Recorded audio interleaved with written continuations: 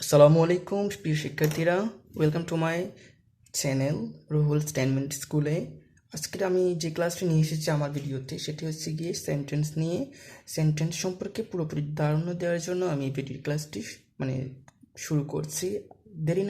দেরি না করে আপনারা আমার ভিডিওটি শেষ পর্যন্ত দেখতে থাকুন। আশা করছি ভালো লাগবে। আর যদি আপনারা আমার চ্যানেলে নতুন হয়ে থাকেন তাহলে সাবস্ক্রাইব করতে কখনোই আমার চ্যানেলটি ভুলবেন না। ওকে, তাহলে লেটস গেট স্টার্টেড। প্রথমেই আমরা জানবো যে সেন্টেন্স কীভাবে হয়। দেখি আমরা যতটুকু জানি যে কয়েকটি শব্দ সন্ধিক্ষণ করে, মিলন করে, কয়েকটি শব্দের মিলনে একটা বাক্য তৈরি হয়। একাধিক শব্দ নিয়ে, আরও সহজভাবে বলতে গেলে একাধিক শব্দ সমষ্টি নিয়ে বাক্য তৈরি করা হয়। একের চেয়ে বেশি, দুই, একটা, তিনটা বা কয়েকটি শব্দ নিয়ে একটা বাক্য তৈরি হয়। তাহলে ধরুন আমরা একটু দেখি যে কয়েকটা শব্দ নিয়ে একটা বাক্য তৈরি করি। সে ধরলাম আমরা এখানে রহিম রহিম বাদ। ওকে, এখানে রহিম বাদ দিয়েছি আমি। আচ্ছা, তারপর দিলাম আমি বাড়ি যায়।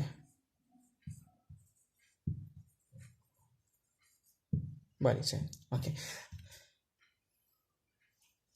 যতটুকু আমরা জানি যে বাক্য তখনই এটাকে বাক্য বলা হয় যখন এই বাক্য সম্পর্কে সঠিক পুরোপুরি সম্পূর্ণরূপে অর্থ প্রকাশিত হয়। যখন অর্থটা পরিষ্কার না হয় তখন ততক্ষণ পর্যন্ত এটাকে বাক্য বলা যাবে না। এটা হচ্ছে কি বাক্যের নিয়ম। তো সেন্টেন্সটা গঠন করতে হলে আমাদেরকে অবশ্যই একাধিক শব্দ নিতে হবে। তো এখানে একাধিক শব্দ রয়েছে, একের চেয়ে বেশি শব্দ। এখানে দুইটি শব্দ নিয়ে আমি এখানে বাক্য তৈরি করেছি। বাট আমাদেরকে এখন এটা জানতে হবে যে এটাকে আসলে এখনও বাক্য বা এটাকে বাক্য বলা যাবে না। রহিম বাদ, এখানে পুরোপুরি অর্থ প্রকাশিত হচ্ছে না। বাড়ি যায়, এখানেও পুরোপুরি বাক্যের অর্থ প্রকাশ হচ্ছে না। তাহলে অর্থটা প্রকাশ কীভাবে হবে?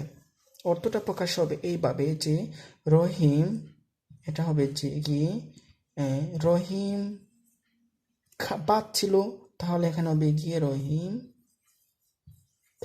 বাদ খায়। ঠিক আছে, এখানে সাবজেক্ট আছে এবং কি আছে, ভার্ব আছে। তাহলে আমাদের নিয়ম হচ্ছে গিয়ে একটা বাক্য যখন ইংলিশ করব তখন সাবজেক্টের পরই ভার্ব থাকতে হবে। ঠিক আছে, সাবজেক্টের পরই ভার্ব থাকতে হবে। ইংলিশের নিয়ম হচ্ছে গিয়ে সাবজেক্টের পরেই ভার্ব, 2 নম্বর স্থান হচ্ছে কি ভার্বের। বাংলাতে হচ্ছে কি সব শেষেই ভার্ব থাকে, কিন্তু প্রথমেই সাবজেক্টটা থাকে। তো এখানে দেখুন, প্রথমেই সাবজেক্ট আছে, তারপর লাস্টে গিয়ে শেষ করেছি সেটা হচ্ছে গিয়ে ভার্ব, দ্যাট মিনস ক্রিয়া, আর এটা হচ্ছে গিয়ে অবজেক্ট। তো এটা যদি আমরা ইংলিশ করি তারপর দেখুন কি হয়, রহিম, আমরা সাবজেক্ট নিলাম রহিম খাই। এখানে এটা হচ্ছে কি ক্রিয়া, ভার্বটা আসবেই। নিয়ম আমাদের ইংলিশের নিয়ম হচ্ছে কি সাবজেক্টের পরেই ভার্ব আসে। তাহলে ইট, থার্ড পার্সন সাবজেক্ট থাকে এখানে, সিঙ্গুলার নাম্বার, এই জন্য এস যুক্ত হবে এবং অবজেক্টটা দিতে হবে রাইস। এখন এটাকে আমরা বাক্য বলতে পারি কারণ এটা সম্পর্কে পুরোপুরি অর্থ প্রকাশিত হয়েছে। এখন আমরা দেখব যে কখন আমরা এটা বাক্য তৈরি বাক্য বলা যেতে পারে না, বাক্য হবে না। রহিম বাদ, আচ্ছা রহিম বাদ, এটাতে আমরা আসি। রহিম বাদ, রহিম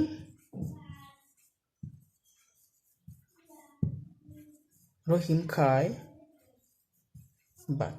ঠিক আছে, আচ্ছা রহিম বাদ খায়। রহিম বাদ, এটাকে কি কোনো বাক্য বলা যাবে? এটা সম্পর্কে কোনো পরিষ্কার অর্থ প্রকাশিত হচ্ছে না, অর্থ বোঝা যাচ্ছে না। তাহলে এটা কখনোই একটা বাক্য হবে না, কারণ এটা সাবজেক্টের, এটা ইংলিশের যে রুলস রয়েছে, সেন্টেন্সের যে রুলস রয়েছে সেটা লঙ্ঘন করেছে, এটা কখনোই মেনে চলেনি। তো এটাকে সাবজেক্টের পরে নিয়মে ভার্ব আসবে, কিন্তু এখানে সাবজেক্টের পরেই কি আসছে, এখানে দেখো, এখানে কোনো নাই। এই বাক্যটার সম্পর্কে, বাংলা বাক্যটার সম্পর্কে এটা যদি আমরা ইংলিশ করি দেখেন কি হয়, রহিম রাইস, রহিম রাইস, সাবজেক্ট আছে, বাট ভার্ব নেই। সাবজেক্টের পরে কখনো কি অবজেক্ট আসে না, মানে এক কথা অবজেক্ট বা এক্সটেনশন যাই আসুক না কেন, সাবজেক্টের পরে এখানে ভার্ব নাই, তার মানে এটা কখনো বাক্য হবে না, এটা সম্পর্কে কোনো অর্থ প্রকাশ হচ্ছে না, মানে পরিষ্কার অর্থ পাওয়া যাচ্ছে না। রহিম ভাত খায়, এটা ইংলিশ করতে হলে কী হবে? রহিম ইট রাইস, রহিম ভাত খায়। আচ্ছা, এটা অবশ্যই আমরা বলবো যে সাবজেক্টের পরে ভার্ব আসবেই, আর এইটা এই বাংলা বাক্যটা সম্পর্কে অর্থ, পরিষ্কার অর্থ পাওয়া যাচ্ছে, বোঝা যাচ্ছে। রহিম ভাত খায়, আচ্ছা সরি, রহিম খায় ভাত, এটা এখানে কি আছে? রহিম খায় ভাত, এটা সাবজেক্টের পরেই, মানে এটা সম্পর্কে এটা ঠিক আছে, বাট এটাতে এটা মানে নিয়মটা ভঙ্গ করেছে, যে এটা যেভাবে বসা উচিত সাবজেক্টের পরে, মানে রহিমের পরে রহিম ভাত খায় ভাত, এটা দেখতে বা শুনতে ভালো লাগছে না।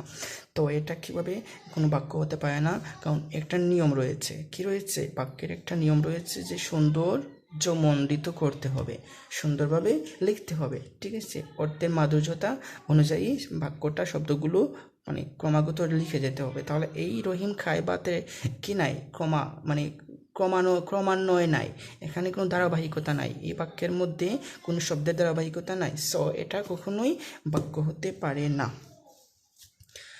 রহিম ভাত খায়, এটা অবশ্যই একটা বাক্য, কারণ এখানে পরিষ্কার অর্থ প্রকাশিত হচ্ছে, এবং বাক্যে বা বাক্যের মধ্যে শব্দের যে ধারাবাহিকতা রয়েছে সেটাও এটা কি করছে? মেনে চলছে। তাহলে এটা যখন ইংলিশ করি তাহলে কি হয় দেখো, রহিম কি খায়, আমরা ক্রিয়াটা নিয়ে আসবো, রহিম ইট, তাহলে ইটস রাইস, রহিম ইটস রাইস, তাহলে এটা সাবজেক্টের পরে ভার্ব আসছে, তারপরেই যা এক্সটেনশন অবজেক্ট যা কিছু লাগে সব কিছু দেওয়া হয়েছে, তাহলে এটা হচ্ছে গিয়ে একটা বাক্য, সেন্টেন্স, বাট এটা কখনো একটা সেন্টেন্স হতে পারে না, কারণ এই বাক্য বা সেন্টেন্স সম্পর্কে পুরোপুরি অর্থ প্রকাশ পাচ্ছে না বা প্রকাশ হচ্ছে না। তাই এই শব্দটাই, মানে শব্দটার মধ্যে কোনো রুলস নেই, কোনো নিয়ম নেই। তো আগের যে শব্দ দুটি ছিল, বাক্য দুটি ছিল, এই বাক্য দুটির মধ্যে কোনো ধারাবাহিকতা নাই শব্দের, এবং মানে কোনো নিয়ম নাই, ঠিক আছে? কোনো ভালো অর্থ প্রকাশই হচ্ছে না, মানে পরিষ্কার অর্থ বোঝা যাচ্ছিল না, তাই এগুলো বাক্য হয়নি। কিন্তু রহিম ইটস রাইস, রহিম ভাত খায়, এইটা ইংলিশেও ঠিক আছে এবং বাংলাতেও যেরকম আছে রহিম ভাত খায়, এটাও পরিষ্কার অর্থ বোঝা যাচ্ছে, তাই এটা বাক্য। সো এতটুকু আজকে ক্লাসে রয়েছে। যদি ভালো লাগে অবশ্যই চ্যানেলটি সাবস্ক্রাইব করবেন, আর লাইক কমেন্ট করে আমাদেরকে আপনাদের মতামত জানাতে কখনোই ভুলবেন না। আল্লাহ হাফিজ।